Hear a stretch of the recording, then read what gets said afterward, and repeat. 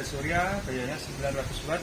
Kita uji coba untuk yang kedua kalinya. Yang pertama dulu kita dalam posisi mendung, sekarang posisinya matahari jam 12 siang. Kita coba, ini dayanya 900 watt, debit maksimal 30 meter kubik per jam. Kita langsung nyalakan pakai dua panel surya ya. Di sana dua panel surya 50-50 WP. Kita langsung nyalakan. Kita lihat debitnya nanti ya. Oke. Pasnya sudah mulai enter. Ini sudah. Enggak sini.